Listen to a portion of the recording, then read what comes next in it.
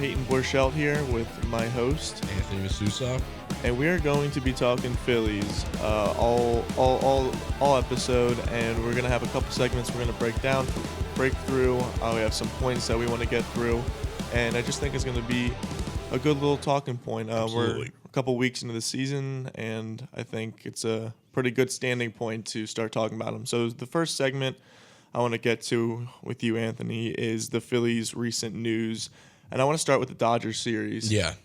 That was crazy. That was great. I think winning series overall is just great, even if it is 2-1. Like, you don't have to That's perfect. sweep. That's what you need. If you won 2-1 every single game, that's like 120 games. So, like, you have to go for the series.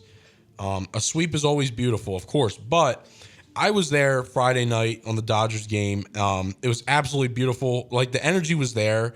Even though the offense wasn't there, like, for the most part, especially in the beginning of the game, when JT gunned down Ohtani at second, it was, like, unbelievable. People are excited. The Phillies are doing excellent so far. They're clearing the Dodgers, and they're doing just an excellent job at it. Yeah, I'm actually very proud of them overall, and I know that game was definitely a high point to see and watch for your own self too, which is kind of great. I wish I could have been free for that. But here's some big points. I think Ohtani was 1 for 11 in the series, and he had 2-3 strikeout games, if I'm not mistaken. He just last night against the Nationals, which we'll get to later about more NL East news. They lost to the Nationals 6-4, and Ohtani had the game of his life. He was like 3 for 4, a double away from the cycle. So it just kind of shows you how strong the Phillies lineup is for him to go 1 for 11 and really not be a big factor. You know, Christopher Sanchez struck him out 3 times. Jesus Luzardo had no problem dealing with him, and even some of the relievers got through to Shohei Ohtani, which I thought was really good to break through. But what's your take on that, Ohtani? I think Ohtani is an excellent player, and for us to really just like make him look stupid is a beautiful thing, because he was swinging missing. They were not like painting the corner. Like, he was swinging missing on pitches way inside. Ohtani is Ohtani, and obviously it's a once in a lifetime generational player. But for him to look stupid in Philly, it was just a great sight to see, and I really would not be scared if we had to face him in a championship round. No, I wouldn't either. And I mean, he is a once-in-a-lifetime type of player. He's a very good player. I just think he was trying to pull so many of those inside pitches. And to give him some credit, yes, lefty on lefty is very, very hard.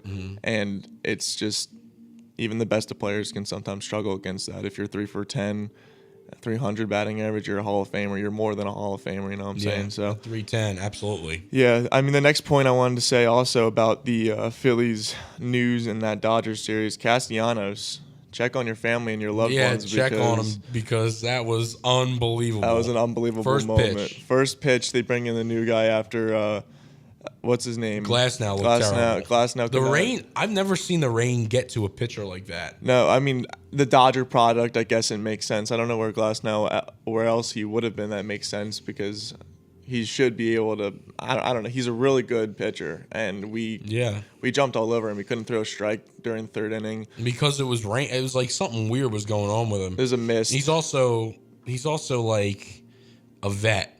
So, I mean, but he's always injured. That's the problem with him. We had a huge advantage. The only disadvantage was Teoscar. Teoscar Hernandez had control, and the advantage for the Phillies was the Philly weather. And that's why we played ball. Harper with the jump shot, little bloop over shortstop, you know what I'm saying? That was beautiful. I mean, you need those hits. I mean, a hit's a hit. Because like everybody thinks, okay, Harper's going to come up, he's going to hit a bomb, you know, because he is that kind of player. He's one of the best ever. But, that's not always a game. It's a small ball game.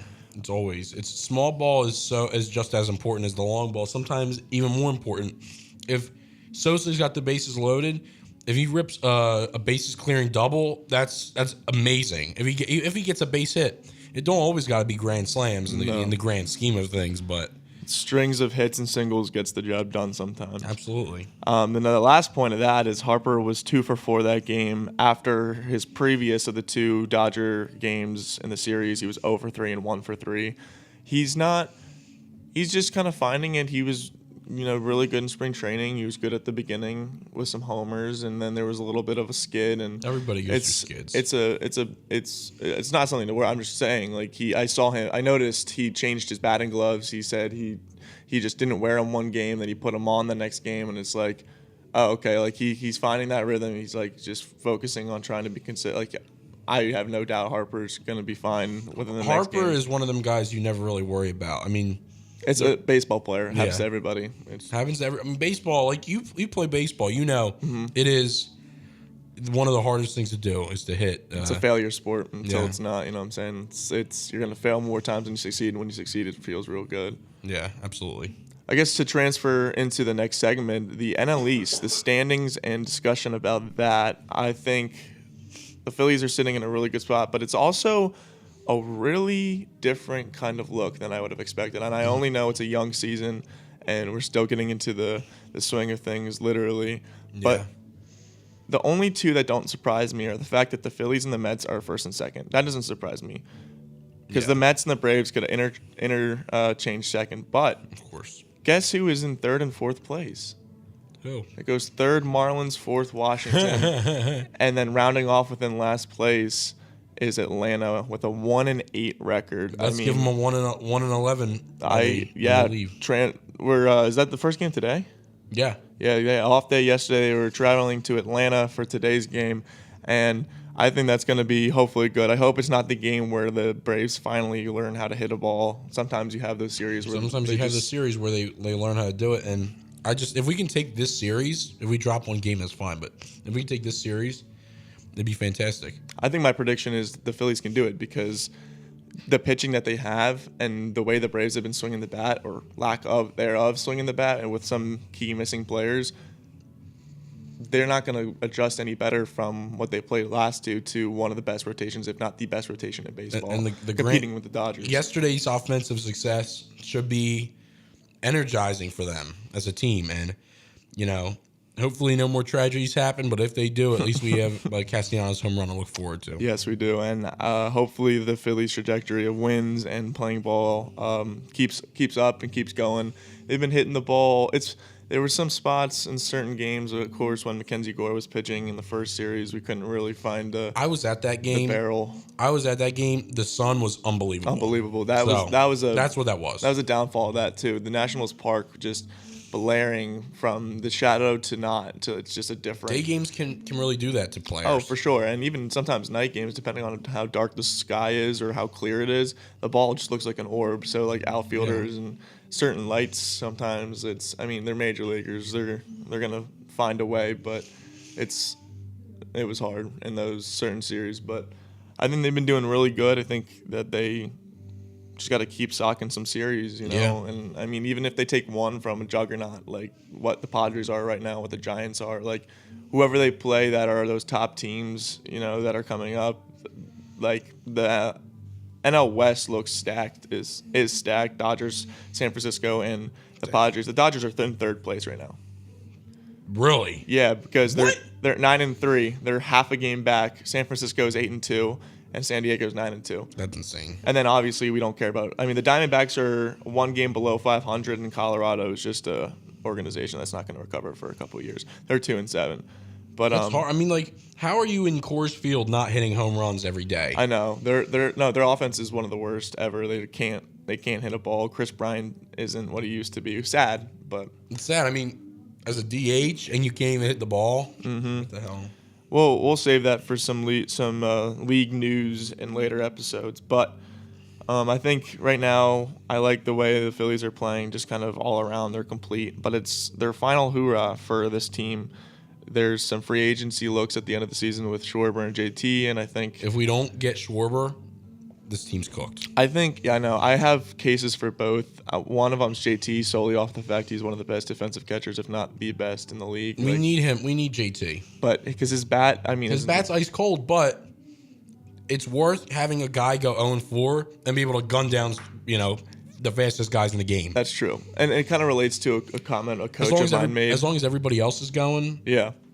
A comment on my coach made this. I don't 100% agree with it, but he was talking to us because of the situation we have with one of our was with one of our catchers where he didn't have the hottest bat, but he was one of the best defensive we've ever seen. And being a defensive catcher is tough. There are not many good ones in the league right now. He could block. He was throwing everybody out. He would do sidearms to third and get them out. Like he was a And we have snap Marchand too. When Marchand gets hurt, we have Stubbs, who his bat's always cold, but they're all good defensively. Get him in Lehigh and he's fine. Because then my coach ended up saying, he goes, I'd rather have a defensive catcher who's batting $150 who can play back there and save us. And I'm just like, I mean, yeah, but you still need that bat. And JT will get some doubles. He'll probably hit a couple homers this season. If he gets 15 homers, that'd be great. Oh, 100%, 110%. But, because he don't play every day, so you got to take that into account too. Yeah, because for sure. Marchand will take a game, usually a series, but it's usually like you'll see him with Wheeler, you'll see him with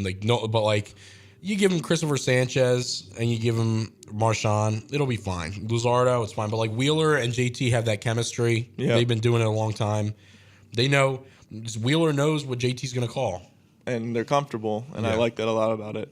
So to kind of round off this episode, we're going to kind of go back to one little final point about that I didn't cover, the Phillies news and the Dodgers series. Teoscar Hernandez. I mean, I know he's powerful and I know he can hit home runs, but man, did that guy really score almost every single run they had that game that got him close. Yeah. He was poking home runs the opposite way twice. Dinging him off the foul pole. Off Christopher Sanchez, who not only increased his velo, but is a nasty lefty overall. And I mean, Sanchez is fantastic. Sanchez, Cy Young candidate. Oh, for sure. I mean, right now, Luzardo is blowing my mind. I mean, he's blowing my mind. The way he pitched against the Dodgers, if he has that mentality and he feels that good ever, he's going to mow down teams. Because if you do that to arguably the best offense in the league with Shohei and Mookie and all those guys, and you can just keep naming. And when Freddie Freeman comes back, obviously that was the only thing that Luzardo didn't have to face was Freddie from the left side, which wouldn't have been his advantage. And Freddie's still in the IL, right? Yeah, for a little bit. I think it was something with he had a shower accident. Yeah, poor guy's getting banged up. I used to hate Freddie Freeman, but I never did. Even when he was a Brave, I loved him. I just he was a nice guy. He's just a kind, nice guy. He just got a nice set of veneers and he's cooking. Yep. That's exactly what it is. He is the Philly killer, though. He is. He's crazy. All right, well, that will wrap up our first episode of Phanatic Phans. I thank you, Anthony, for being my co-host on this show and talking about the Phillies, and we'll see you guys next time. See ya. Go Phils.